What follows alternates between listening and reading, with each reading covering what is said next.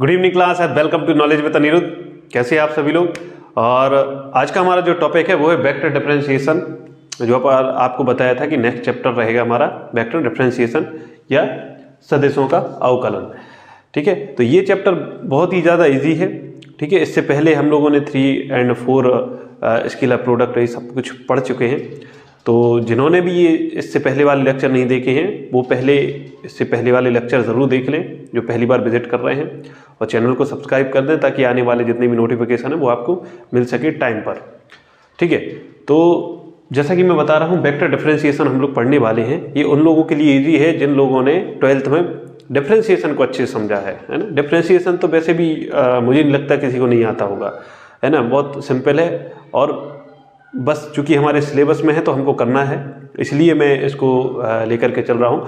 हालांकि बहुत सिंपल है और पूरा का पूरा आपके बुकों को ही लेकर के चल रहा हूँ।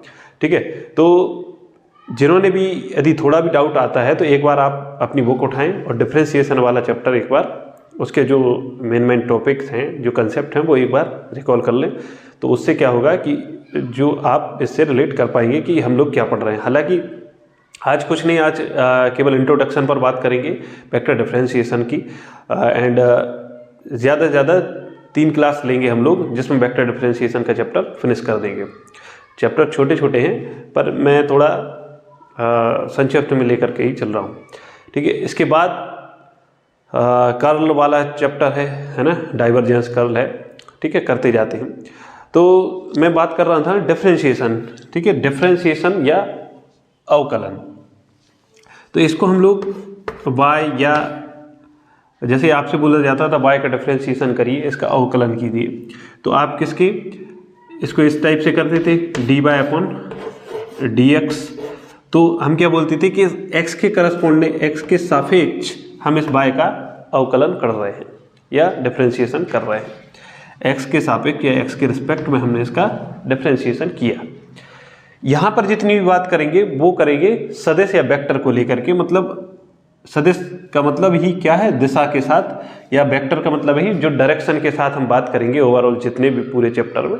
बस इसमें कुछ भी नहीं है, सेम जो हमारा डिफरेंशिएशन है वो है, बस इसमें है हम लोग डायरेक्शन को मान करके चल रहे हैं कि हमारा जो डायरेक्शन के पर्पस से हम जो चैप्टर कर रहे हैं, और सदिश या वेक्टर को उसमें इंक्लूड कर करके करेंगे कि वेक्टर में डिफरेंशिएशन कैसे होता था। ठीक है, तो सेम वैसा का वैसा है। तो स्टार्ट करते हैं आज का। सपोज अब मैं कैसे बता रहा हूं कि वेक्टर के साथ कैसे, आपकी बुक में ही है ये कि एफ टी, तो क्या है ये टी, क्या है कि इस टी के रिस्पेक्ट में, टी के करस्पॉन्ड में हम लोग इसका डिफरेंशिएशन करते हैं। किसका, और इसको कर सकते हैं वेक्टर आर से भी रिप्रेजेंट कर सकते हैं। ठीक है, और ये किसके इक्वल है, सपोज इसमें 3 डायरेक्शन है, यूनिट वेक्टर है, वो किस टाइप से हैं। अब मैं बार बार बोल रहा हूँ कि क्या है, डायरेक्शन के साथ बात कर रहा है, इसलिए इसका नाम वेक्टर डिफरेंशिएशन पड़ा इस चैप्टर का नाम।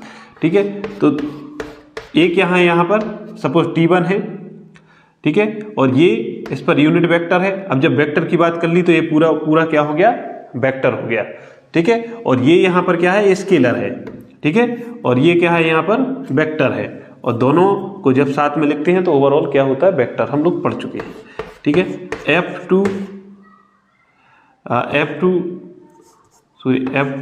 FT2J plus FT3K। तो यहाँ पर क्या है, हम लोगों ने डायरेक्शन के साथ बात की, इसलिए इसको हम बोलेंगे वेक्टर डिफरेंशिएशन। ठीक है, तो सब इसी तरह से करना है, और जैसे कंसेप्ट उसमें थे सेम वैसे हैं। एक बार हम लोग समझ लेते हैं। ठीक है, और देन इसके बाद कुछ थ्योरम करेंगे जो कभी भी एग्जाम में आ जाती है, एंड इस चैप्टर को फिनिश करेंगे। ओके, देखिए अब हम समझते हैं अचर सदिश का अवकलज। ठीक है, या डेरिवेटिव ऑफ कांस्टेंट वेक्टर। तो क्या होता है कि जब आपका जो वेक्टर है वो क्या रहे, कांस्टेंट। ठीक है, कांस्टेंट या अचर रहे। अचर और कांस्टेंट तो आप लोग समझते ही होंगे। ठीक है, चर या अचर है ना, ये आप लोगों ने पढ़े होंगे, अचर या चर, वेरिएबल, कांस्टेंट, है ना। तो ये क्या है, कांस्टेंट जो फिक्स रहता है। यदि आपका जो डेरिवेटिव है वो क्या रहे, कांस्टेंट रहे। तो उस स्थिति में जब आप डिफरेंशिएशन करते हैं तो उस वेक्टर का क्या होता है, उस वेक्टर का डिफरेंशिएशन करते हैं टी के रिस्पेक्ट में, तो वो क्या होता है, जीरो होता है। क्या होता है, जीरो होता है। ये क्या है, सी कांस्टेंट है या अचर है, किसके सापेक्ष कर रहे हैं इस वेक्टर का डिफरेंशिएशन आप, टी के सापेक्ष या टी के करस्पॉन्ड कर रहे हैं। ठीक है, तो क्या मिलता है हमको, जीरो मिलता है। ठीक है, छोटी छोटी बातें हैं पर आपको जानकारी होना चाहिए। तो क्या होता है, इतनी याद होना चाहिए कि कांस्टेंट का जो डिफरेंशिएशन करते हैं वो जीरो होता है। हालांकि आपने डिफरेंशिएशन में ये पढ़ा भी है, बस चूंकि हम लोग सदिशों के साथ पढ़ रहे हैं तो एक बार आप समझ सकते हैं इस चीज को। देखिए अब हम समझते हैं एक अदिश फलन और एक सदिश फलन के गुणनफल का अपकलज। सेम वैसा है, जब आप दो गुणनफल का, जैसे समझिए एक्स बाय है और इसका आप डिफरेंशिएशन करते थे तो क्या लगता था, मल्टीपल रूल लगता था इसमें डिफरेंशिएशन का। इससे आपसे बोलते थे इसका करें differentiation d y upon d x. ठीक है, तो इसमें क्या लगता था, मल्टीपल रूल लगता था। सेम वैसा है। ठीक है, बस हम लोग बार बार बोल रहा हूँ वेक्टर के फॉर्म में समझ रहे हैं, इसलिए बार बार इस चीज़ को हम समझाते जा रहे हैं। क्या है, कई स्टूडेंट नहीं समझ पाते हैं वो चीज़ें, है ना, उसको कुछ नई दुनिया बना लेते हैं। अरे अब हम वेक्टर डिफरेंशिएशन पढ़ रहे हैं, अब पता नहीं ये कुछ होगा। तो मैं बस इसलिए बता रहा हूँ कि सबका सब सेम है। ठीक है, बस नज़रिया बदल लीजिए तो नज़ारा बदल जाएगा, और कुछ नहीं है। तो क्या है, d phi upon d phi f, इन दोनों का मल्टीपल है। अब इसका करना है डिफरेंशिएशन किसके, टी के रिस्पेक्ट में। तो वही मल्टीपल वाला रूल लगेगा डिफरेंशिएशन का। फाई पहले फाई बाहर गुणनफल में होगा और एफ का डिफरेंशिएशन करेंगे हम, प्लस फिर फाई का डिफरेंशिएशन करेंगे। अच्छा, फाई क्या है, यहाँ पर एक स्केलर है या अदिश है, क्या है, स्केलर या अदिश है, और एफ क्या है, यहाँ पर वेक्टर है। मतलब क्या है कि हम लोग क्या कर रहे हैं, एक सदिश फलन और एक अदिश फलन। ये क्या है, अदिश फलन, ये क्या है, सदिश फलन। ये क्या है, स्केलर फंक्शन है और ये क्या है, वेक्टर फंक्शन है। इन दोनों का मल्टीपल है और इनका हम लोग टी के रिस्पेक्ट में डिफरेंशिएशन कर रहे हैं। तो क्या है, वही मल्टीपल रूल लगता है और सेम वैसा होता है। ठीक है, ओके। अब नेक्स्ट अब हम समझते हैं सदिशों के योग का अवकलज। सेम वैसा है जैसा डिफरेंशिएशन में किया आप लोगों ने, derivative of a sum of vectors. ठीक है ना, वेक्टर्स का हम लोग सम कैसे, जैसे हम कर देते हैं, सपोज दो वेक्टर हैं, vector A plus vector B. ठीक है, अच्छा इनको प्रूव भी कर सकते हैं, लेकिन मुझे ज़रूरत नहीं लगी इसलिए मैंने नहीं समझाया है। ठीक है, नेक्स्ट जब भी हमको समय मिलेगा तो इससे संबंधित जो भी प्रूफ है मुझे लगता है कि आपको जानना जरूरी है, तो मैं बता दूंगा। अच्छा, इनका प्रूफ भी कर सकते हैं हम लोग। ठीक है, अभी इतना ही समझिए आप, बस मैं रिकॉल करवा रहा हूँ कि आप रिलेट कर सके कि डिफरेंशिएशन और वेक्टर डिफरेंशिएशन में कुछ ज़्यादा डिफरेंस नहीं है। ऐसे ही आप ऐड करते थे। ठीक है, दो वेक्टर हैं, इनका डिफरेंशिएशन किया तो कैसे, first vector plus second vector. Okay, ठीक है। अच्छा, नाउ अब क्या समझते हैं, दो सदिशों के अदिश गुणनफल का अवकलज या derivative of scalar product of two vectors. अच्छा, स्केलर प्रोडक्ट क्या होता है, सपोज ए वेक्टर है ए एंड एक है बी। अब इनका क्या किया, स्केलर प्रोडक्ट। ठीक है, अब इसका आपसे डिफरेंशिएशन के लिए बोला गया, तो डी अपॉन डी टी के रिस्पेक्ट में किया।